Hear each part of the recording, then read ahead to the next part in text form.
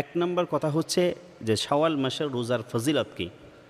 যদি কোনো ব্যক্তি শাওয়াল মাসের 6টা রোজা রাখে তাহলে তার ফজিলত কী।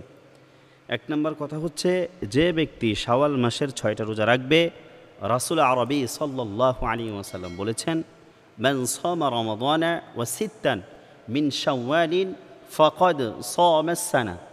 অর্থাৎ যে ব্যক্তি শাওয়াল মাসের 6টা রোজা রাখবে, আল্লাহ রাব্বুল আলামিন তাকে পূর্ণ 1 বছরের রোজা রাখার সওয়াব দান করে দিবেন।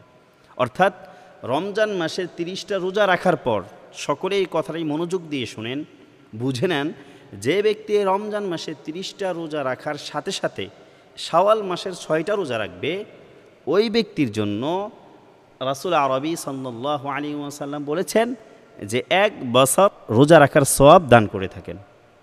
2, শাওয়াল মাসের রোজা রাখার নিয়মটা কি? এক সাথে 6টা রোজা রাখবে নাকি ভেঙে ভেঙে রাখবে? এখানে ইচ্ছাধীন। আপনি চাহিত একসাথে 6টা রোজা রাখতে পারেন, অথবা ভেঙে ভেঙেও 6টা রোজা রাখতে পারেন। 3, যদি কোনো ব্যক্তির রোজা কাজা থাকে তাহলে ওই কাজা রোজা আদায় করবে নাকি শাওয়ালের 6টা রোজা আদায় করবে? এখানে উলামায়ে কেরাম 2টা মত বলেছেন। কেউ কেউ বলেছেন যে শাওয়াল মাসের 6টা রোজা আগে আদায় করবে, কারণ শাওয়াল মাস চলে গেলে আর শাওয়াল মাসের রোজা আদায় করা যাবে না। আবার কোনো কোনো উলামায়ে কেরাম বলেছেন যে না, আগে রমজান মাসের রোজা আদায় করবে, কারণ রমজান মাসের রোজা আদায় করার পর শাওয়াল মাসের সওয়াব আল্লাহ রাব্বুল আলামিন দিয়ে থাকেন। এজন্য কোনো কোনো উলামায়ে কেরাম বলেছেন যে শাওয়াল মাসের আগে রমজানের রোজা আগে রাখতে হবে, তারপর শাওয়াল মাসের 6টা রাখতে হবে। 4, মহিলারা কি শাওয়াল মাসের রোজা আগে রাখবে নাকি উনি অসুস্থতার কারণে ওই রোজাগুলো ছেড়ে দিয়েছেন, ওই রোজাগুলো আগে রাখবেন? এখানেও উলামায়ে কেরামদের মত রয়েছে যে শাওয়াল মাসের রোজাগুলো আগে রাখবে, কারণ শাওয়ালের পরে তো উনি রমজান মাসে যে রোজা কাজা রয়েছে ছেড়ে দিয়েছেন, ওইগুলো শাওয়াল মাসের পরে রাখতে পারবেন।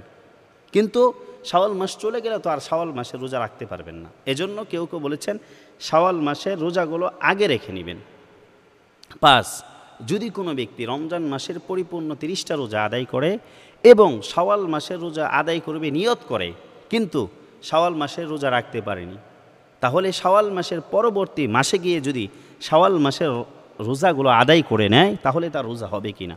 অর্থাৎ শাওয়ালের পরে গিয়ে যদি শাওয়াল মাসের 6টা রোজা আদায় করে তাহলে তার শাওয়াল মাসের 6টা রোজার ফজিলত পাবে কি না, অথবা শাওয়াল মাসের 6টা রোজা ওনার আদায় হবে কি না, এটা সম্পূর্ণরূপে শাওয়াল মাসের পরে গিয়ে যদি উনি শাওয়াল মাসের 6টা রোজা রাখতে চায় বা রাখে, তাহলে সম্পূর্ণরূপে শাওয়াল মাসের 6টা রোজা ওনার বাতিল হয়ে যাবে। অর্থাৎ শাওয়াল মাসের 6টা রোজা ওনার হবে না, অর্থাৎ শাওয়াল মাসের মধ্যেই শাওয়াল মাসের রোজা রাখতে হবে। 6, যদি কোনো ব্যক্তি রাসূল আরবি সাল্লাল্লাহু আলাইহি ওয়াসাল্লাম প্রত্যেক মাসে আইয়ামে বীজের রোজা রাখতেন, যদি এই শাওয়াল মাসের মধ্যে আইয়ামে বীজের যে দিনগুলো রয়েছে, আরবি মাস 13, 14, 15, এই আইয়ামে বীজের মধ্যে শাওয়াল মাসের রোজা রাখে তাহলে রোজা হয়ে যাবে কি না? হ্যাঁ, অবশ্যই হয়ে যাবে। যদি কোনো ব্যক্তি শাওয়াল মাসের মধ্যে আইয়ামে বীজের যে রোজা রয়েছে ওই রোজার সাথে শাওয়াল মাসের 6টি রোজা যোগ করে তাহলেও আদায় হয়ে যাবে।